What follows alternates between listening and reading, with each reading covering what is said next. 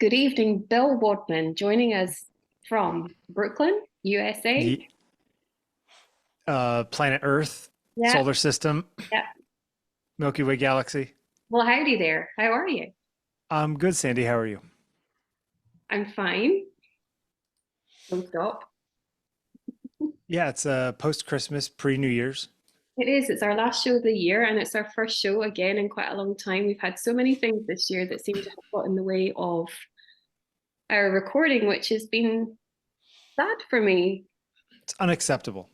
It is unacceptable. So I do hope, with your agreement, that we can continue into 2024 for our third consecutive year. I think it should continue into 2026. Right, you're already putting a limit on it, though. I noticed. Oh yeah, no, no. I mean, at least Okay. Anyway, just before we started recording, I do want to make it really clear that this is something I've been working with a lot, which is where questions, for the purpose of kind of inquiry, don't have to be answered. Or rather, if they're answered, we don't have to close down the answer with our knowledge. Now, Belle, you know that I know that you are highly knowledgeable, hmm far more knowledgeable than I am, about most Unlikely, things. but okay. No, but about most things, I think in terms of like a broad knowledge, you've got an exceptionally good broad knowledge, and that is so admirable. And also your privilege, I might say. I hear a butt coming. But but sometimes uh, I I question whether all that knowledge helps us to the heart of the thing.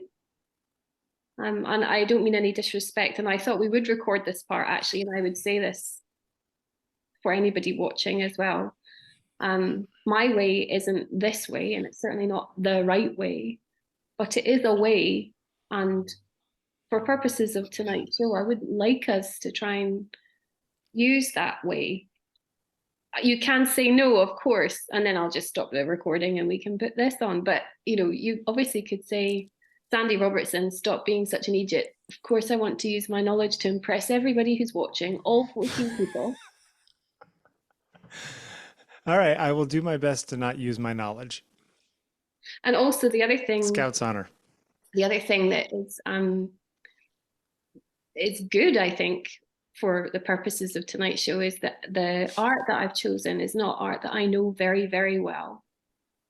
Um, and as of old, I've got my notes, of course, but these are maybe in the case of a couple of them, I know their work broadly and well, but I wouldn't say that I'm in any way an expert, any way ever. But on these, I certainly am not.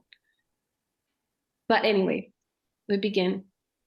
Very long preamble, I apologize. Songs of Innocence. So, what is innocence? It's a lack of experience. It's a hope. It's a promise. Promise. Sure, not a promise, but the promise of, you know, the I think that there's a certain amount of positivity in the sense of innocence, right?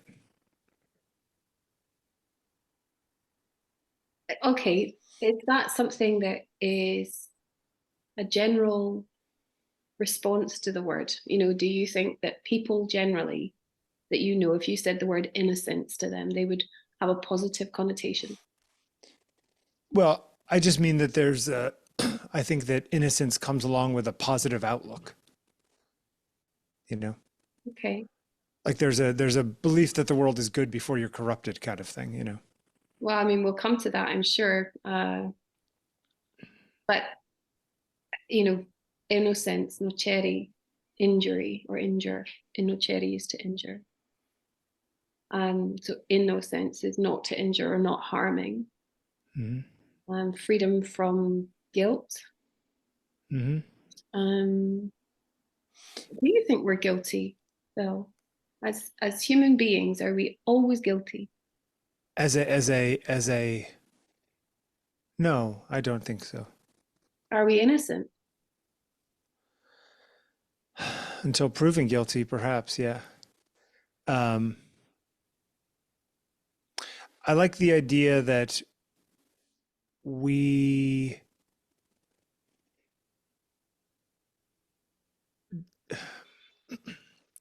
it's like you can't prove a negative, right? Innocence comes along with the idea that it's whatever you're talking about is not proven, right? Do we need proof to innocence? This is what you're saying then. We asking that. Do we need proof for innocence? No. Are you No, I think it is sort of the initial state.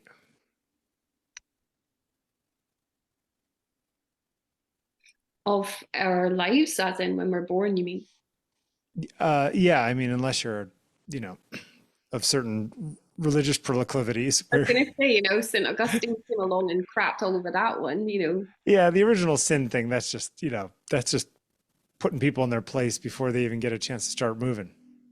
Mm. That's oppression. But you know, but I guess to your point though, is anyone ever 100% innocent? I don't know.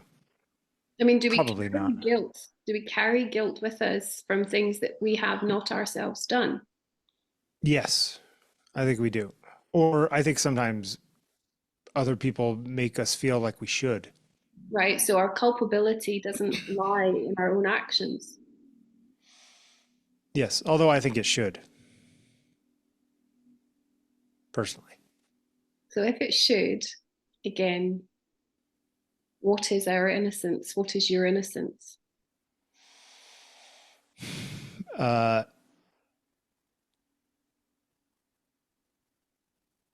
it's my belief that I've done, I was going to say the right thing, but that has connotations that don't make sense. Yeah. Um, Is it that you've it's, done nothing wrong? I would say that, yes. Of course, there's no one who's 100% innocent of anything, right? Really? Have I taken a right-hand turn at a stoplight without stopping? Yes, I've done that. Okay, so the rest of your life you are no longer innocent. You've done something wrong. Have I Mm. ever been mean to someone? Sure, of course I've been mean to someone. I mean, but before all of that, there are lots of questions in this, aren't there? I mean, one Sure. that would arise would be if if ever one has sinned, can one ever be redeemed or absolved? Well, again, that becomes a religious question, but yes. Is innocence a religious question? What does it have to do with God? Well, I think it not necessarily have to do with God, but it has to do with some sort of judge, right? Yeah. There's an external judgment involved. But the weird thing is that the external judgment could be within you. You know what I'm saying? Like a separate part of you absolving of you of something wrong you've done. Fine. So, but in order to absolve, do we have to separate ourselves? Do we have to fracture and fragment who we are in order to see what we have done and forgive it? Probably, but even if we forgive ourselves or someone else forgives us, does that mean we're back to innocent, or are we just a forgiven guilty person? Mm. I think those are two different things. On the screen now, we've got Marten van Heemskerk, and I really hope I've spelled that correctly. But I was looking for images before Christmas, actually, of Innocence, and this is called the Allegory of Innocence and Guile. We got the dove there, whatever kind of bird that is. Yeah, it's meant to be a dove. I mean, it's actually I think, quite a horrible painting of a dove. Where is this? Do you know where this is? No, but I'm going to assume it is still in the Netherlands somewhere. Sure. It hasn't quite peaked in the golden age yet, so it is Yeah. still part though of the kind of religious painting that we would have Yep. seen really in the northwestern world at that time, 1520. There's lots of parity and things going on elsewhere that is investigating the sense of culpability, religiosity, and especially that this is of a woman, the idea that the separation between the Madonna and the whore.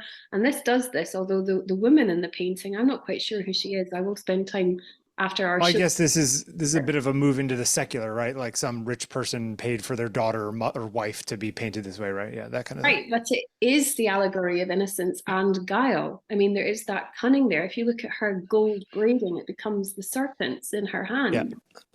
And does that mean that she's not actually innocent? She's just good at hiding it? No, I think what it perhaps suggests is that we each are innocent, but that perhaps there is not parity, but there must, to be alive, be a balance between the good and the bad, the pure and the impure, Well, there's no such thing as living perfectly, right? Well, we have too many conditions for that. Sure.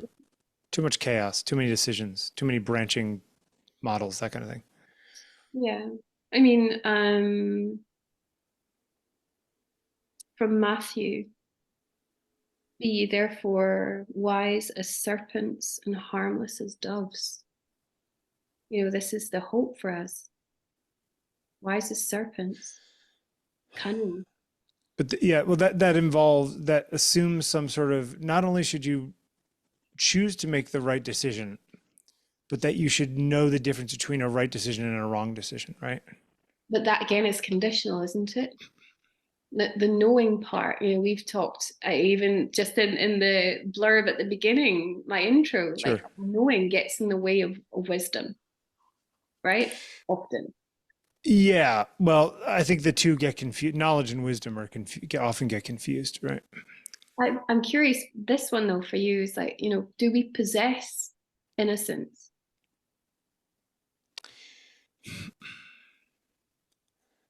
No, I think it's a state maybe, but possession makes it feel like you can have it and it's a quantity that you can use up, right? Right. Where I see it more as it is an ideal that you can only taint. It can't go, you can't become more innocent. But you can become less innocent. Yes.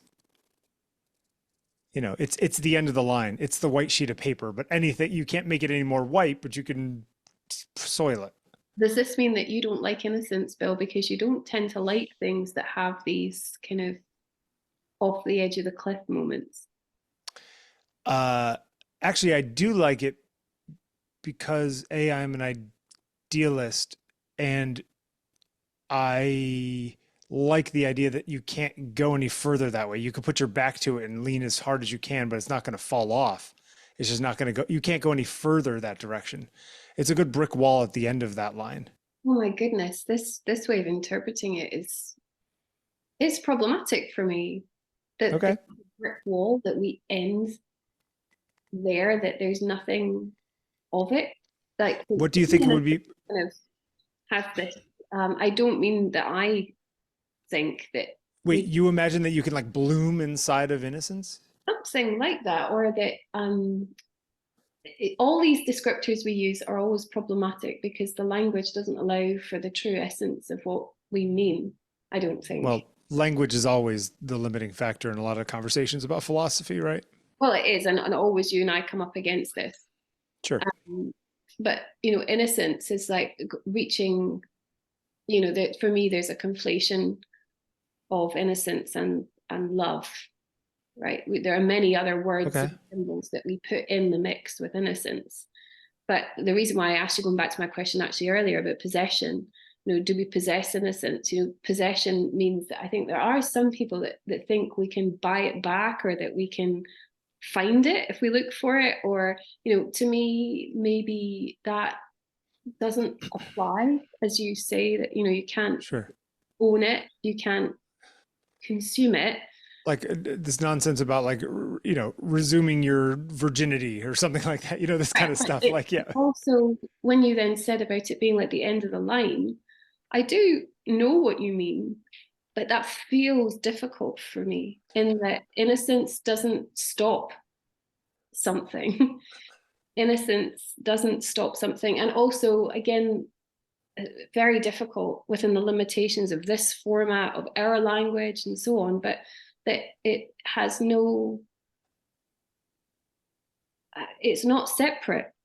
I just mean it as, you've seen The Matrix before, right? The movie, and they pop into this like white space, this like liminal space between their reality and the Matrix, right? It's just like white space, and they're in this big nothingness that goes on forever. That to me is what innocence feels like. But it can't get any bigger. It can't get any more white. It can't get any more empty. Emptiness is like, and you're going to say something like, oh, so you see innocence as empty. No, but you do. This is what's so interesting. Well, yes, because I think the minute you start filling it with anything, you're soiling it, you're tainting it, Yeah. You're changing it. But again, I'm sorry if this is just about kind of like a linguistic problem, or Sure. sounds like a language puzzle. I don't mean it to.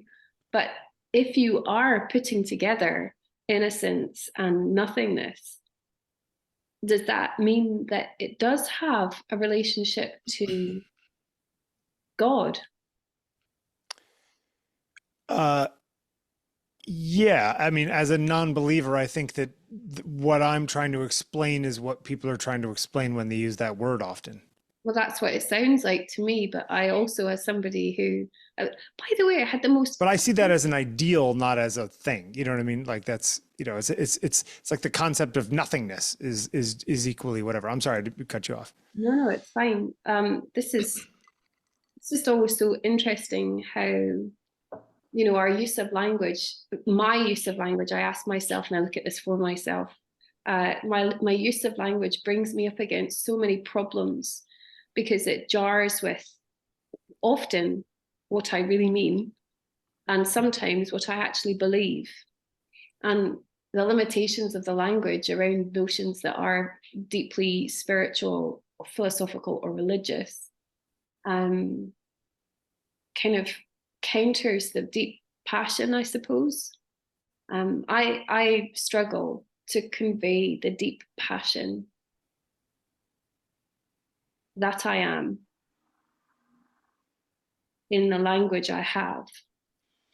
And that doesn't just mean actually the words I speak, but all my languages. Do you ever feel as though the limitations of your languages, or your ability to love, or your ability, like all the different things that are like limitations on what you feel inside, that maybe it's not a limitation of those languages, maybe it's just that you're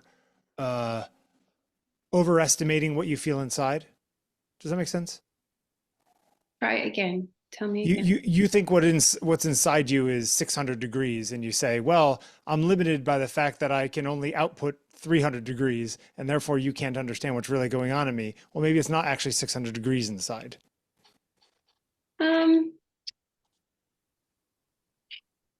It's just that you can't put it into you can't translate it. No, you can't translate it, but this, it makes me wonder about the divine. It makes me also wonder about, like a human connection, or, the point of, rather than communicating, actually communing. Mm-hmm. And when we talk of things like innocence, that the touch point, the center space, the place, Literal touching point, then, to some extent. we enter, Yeah. is of innocence. And I don't know if you've ever experienced this, actually. I mean, I have. I say this with confidence, without, well, maybe with a little bit of fear of sounding stupid to others. But I have been with a group of other humans and had, as a collective, times of something shared that is wordless, formless, my problem with it only is that we conspired to be there together, but we didn't intend for the communion necessarily. We didn't give it a language. We gave it its opportunity, I suppose. But in that, you might call it the liminal space, or, you know, the moment of communion, it was innocent. But even that I speak of innocence in the past dirties it. Yeah, it self-initialized in some ways. Anyway, this is Blake.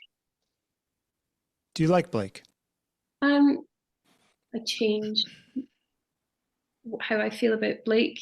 As a teenager, I loved Blake. Like I loved it because to me it seemed like it was about all the things that I felt I was interested in. I was, you know, being given in the same way that, you know, I liked Edgar Allan Poe, or I wanted to read about witchcraft, or, you know, find out about spirits. I liked Blake. I liked the darkness of what he drew. Okay. I didn't understand the poems, and sometimes they seemed silly to me. Sure. But for his time, and people watching may know or will know that Blake, you know, wasn't celebrated that much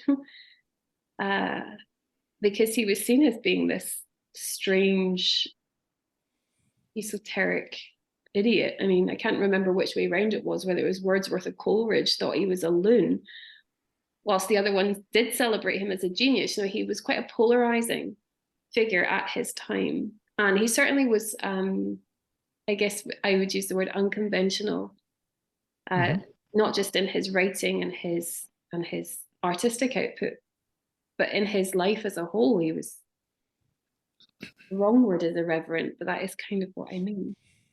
It's interesting when I look at this, if you did not have a date on this, I would think that it was later than it was. I would think this 1830s or something. You know what I mean? I would think it like more like proto-romantic. Yeah. Yeah. I mean, it's romantic.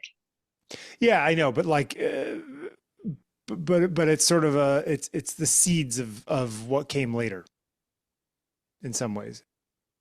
And I don't say that just because it's a drawing of a plant. Gosh, you know what? It's so windy outside that even my inside doors are shiggling in their casings. Oh, that's interesting. It's just gray and rainy here. I don't know if people can see it. I do have it written down here, the divine image. To mercy, pity, peace, and love, all pray in their distress, and to these virtues of delight return their thankfulness. For mercy, pity, peace, and love is God, our Father dear, and mercy, pity, peace, and love is man, his child and care. For mercy has a human heart, pity a human face, and love the human form divine, and peace the human dress. Then every man of every clime that prays in his distress, prays to the human form divine, love, mercy, pity, peace. And all must love the human form, in heathen, Turk, or Jew, where mercy, love, and pity dwell, their God is dwelling too. I find that sometimes, you know, the idea that man is made in God's image, I have often wondered, does that mean that man must be innocent? In that, is God innocent? In this poem, it seems that God is actually in man's image. But perhaps what Blake meant is that for us to consume it or understand God, we must make it manifest somehow. I think that in some ways what it's, how I would put it is that the ideal is the commonality between all of us, right? Like the things we share are the things that are universal, and that universality is the idea of God, you know? Right. So, but then in going back to this idea, this word, this thing, innocence, if we're all looking to God. Again, you and I are talking about this, and I know that neither of us are religious or believers in this way.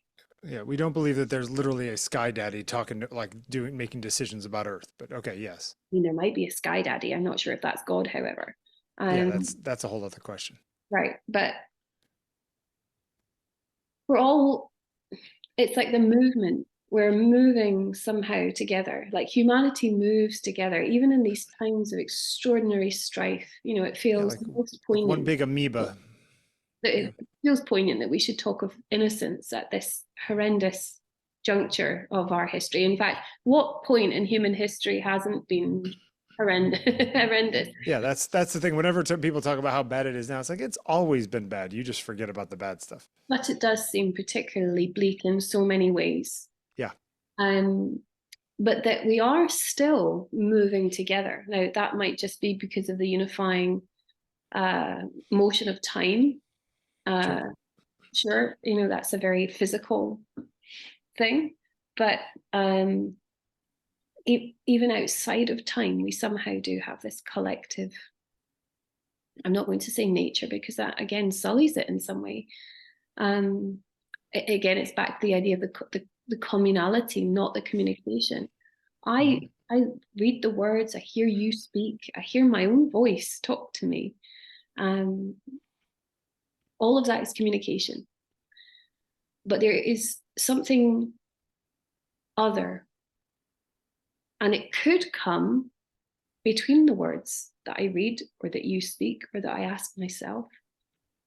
And in that space, again, it sounds like I'm trying to give it form and to name it, which shames it. But that is innocence, maybe. Yeah.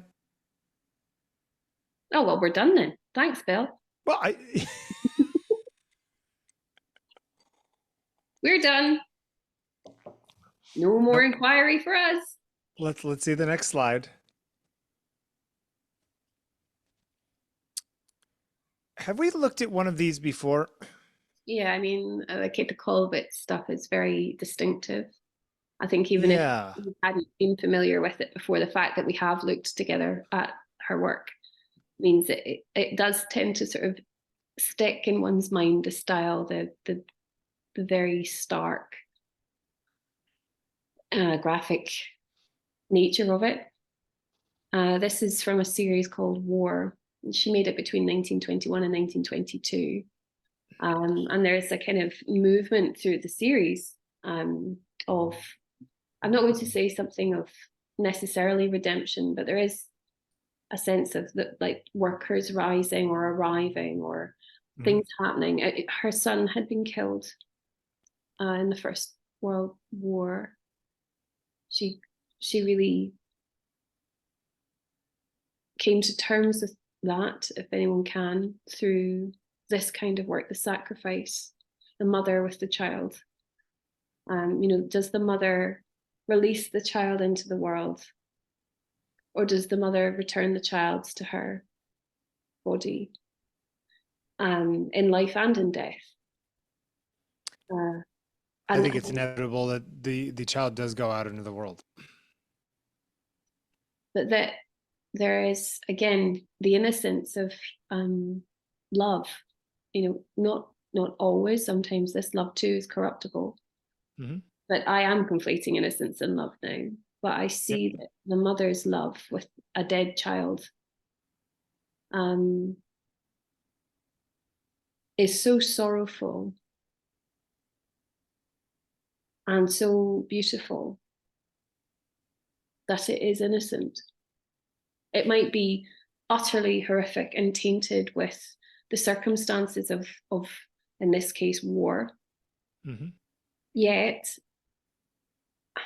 I don't know. I mean, I'm not sure if you yourself or have loved someone or listened to someone who's ever described or tried to convey the beauty of death, for example, or of loss. Say loss rather than death, because, you know, I was speaking, or rather I was listening to a man speaking the other week at the Krishnamurti Center about the death of his son, and that in that sorrow there was such purity, there was such innocence and beauty, and this profound communion then with all sorrow. I think that I have been with two people who have died, and including my father, and there is something that just sort of makes sense about it when it's happening. Like, it's so primitive that I'm sure it's probably not equal to, but in the same sort of idea of like, oh, like birthing a child or falling in love, or all of these like really obvious things that are infinitely complex but incredibly simple simultaneously. You know? Like, they just kind of, something you said earlier, it's like the more you say about it, the more you taint it. You know, you were saying about your communal experience. Yeah. I think that in some ways I agree that that's what that's like. What loss is like. But then it makes me wonder if there is a relationship between innocence and grief, or if grief is innocence. I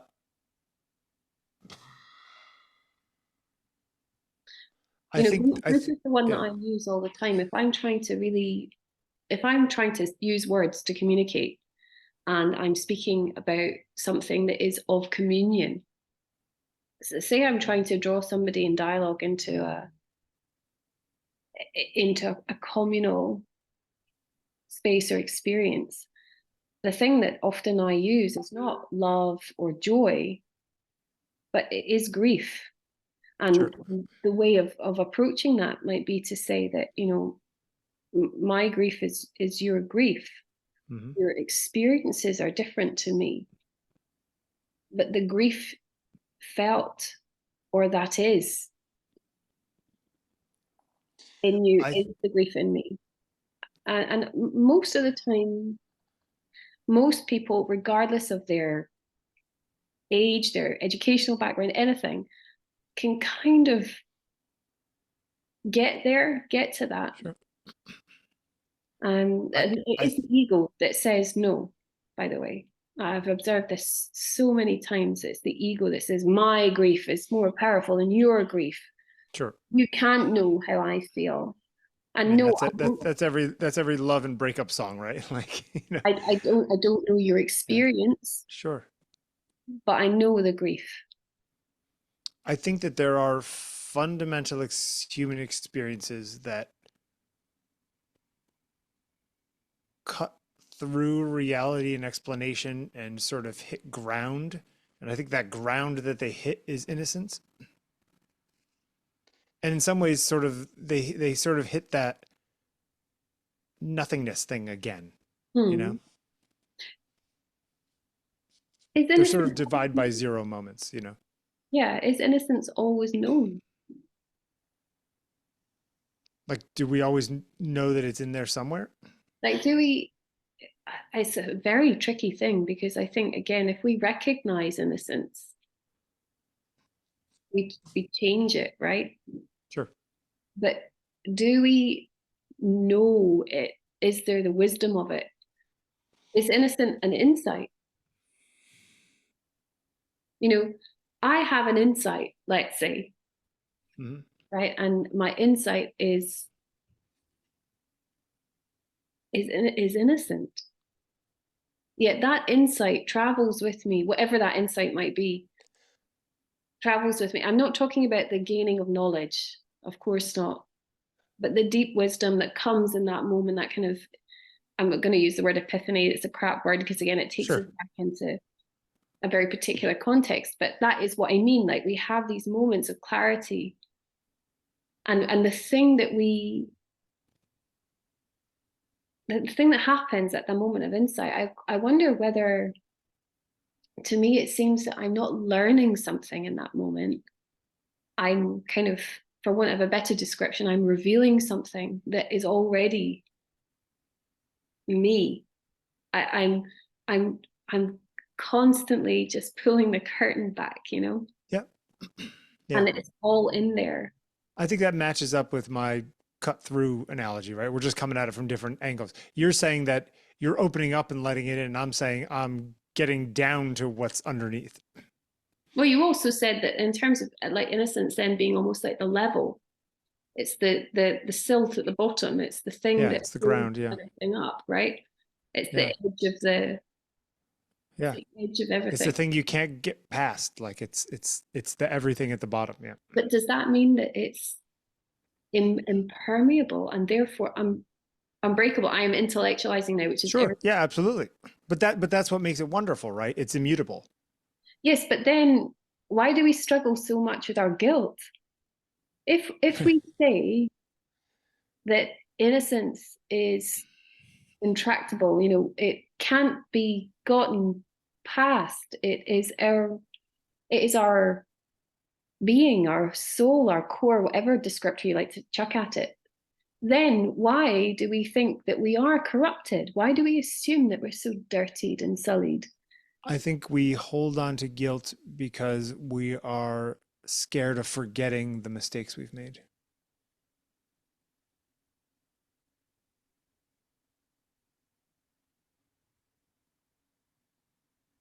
It's a reminder. It seems to me the only guilt we have is intellectual. But don't you feel it in your body? I feel a sensitivity to my circumstances, which is what makes me ill physically. Yeah. See, you feel it there. I feel it in, I think my sense of wrongdoing or guilt sits in my depression. It's a mental thing for me more than a physical thing. But maybe that's how we all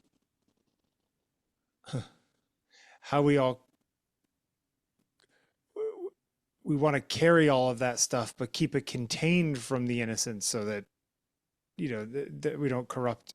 It's like we have to remember that it's underneath there somewhere. So we kind of put all that stuff in a room, and the way we contain it actually just makes it worse. I was going to say, we can't protect innocence. No. Well, as we said, it's immutable. So what are we worried about? Right. But I mean, back to the image actually, just for a second, we're looking at a woman who, in this particular image, Kollwitz intended that the baby is dead. Yeah. Is that baby ascending or is it being brought back in? That's one thing to look at, but to then think it. Wait, how do you see it? Do you see it as one way or the other? I don't want to make a joke of this, so forgive the way I see it. Okay. The baby has always seemed to me to be like a bar of soap. Slippery, like she's trying to hold on to it. Yeah. Okay. It's going to leave me. I'm going to leave. It's going to leave me. I'm going to leave. There's such a sense of. But of course, both of those things are true regardless. Yes, and then at some point, one of them is going to leave the other one. Right. But in this case, I also wonder if the mother brings the babe back to her breast. And this is one of those pieces of visual art that stimulates a very distinctive reaction, which is not innocent in me, which is corrupted, which is about my experiences. It is about trying to hold on to the thing that's gone, and bringing it back into the body. I did some work many years ago now around miscarriage and about the loss of femaleness or the perception of femaleness, and it was kind of the woman that I did some work with this sounds very obscure, and please forgive me, I don't mean to trigger or upset anybody listening, but it was very much about feeding essentially my grief, but in my mind, these babies back into my body, so that I would understand them as my nature. I mean, it was fascinating. But not to start again. No, it wasn't to make everything okay. Yeah. It was to allow myself to pass through, and to realize innocence, to liberate myself from guilt, actually. Did it work? Well, I mean, I know you think I'm bonkers, but I'm actually quite well adjusted. Wait, I'm not supposed to use my knowledge, so. Anyway, in terms of innocence, you know, there are many examples of automatic writing, or, you know, I could have put up here. I also just thought this was rather neat because it's Dutch interior and it links me back at least the first one, a little to the first one. But this is Cy Twombly working at this time, I think in Rome. He would have been, yes, 62. Squiggles, completely doodle, bonkers. You know, what the hell was he thinking? Well, nothing. And is there innocence in that? Was he thinking something? Yeah. Well, are kids thinking stuff when they're playing as children, right? That's what he's trying to get back to. And does innocence last, Bill? Well, don't talk to my therapist about Merrily We Roll Along, because he'll know what I think about it. No, but really, again, this idea of the immutable. Yeah. We are innocent. I think it's always there. I think people choose to think that it's not. So we can't get less innocent, actually, Bill.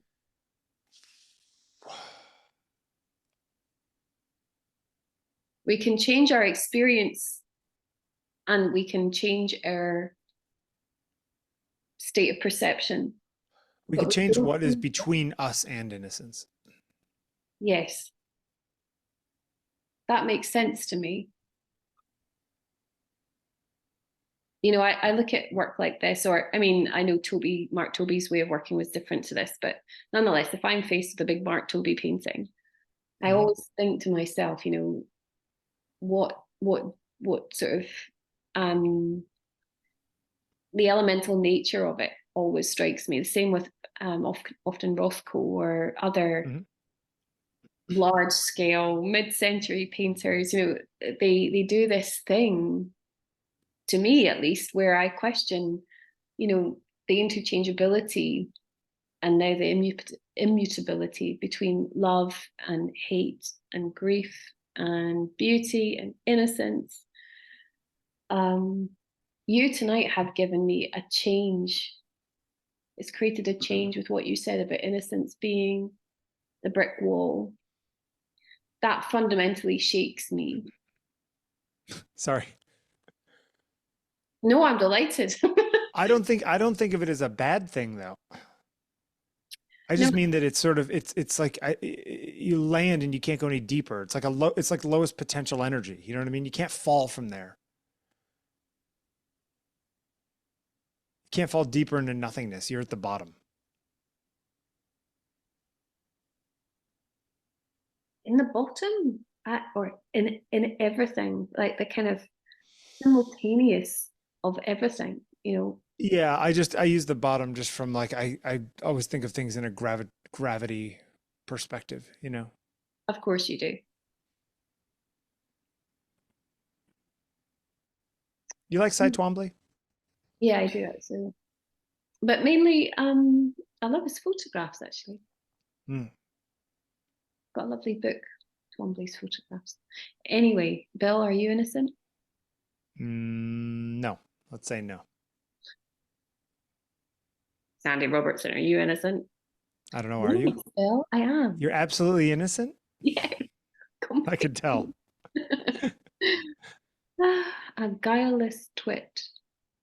Mm, Anyway, Bill, thank you. thank you. And Happy New Year when it comes. Absolutely. We got next year. It'll, next time we see, it'll be next year. Bye, Bill. Bye.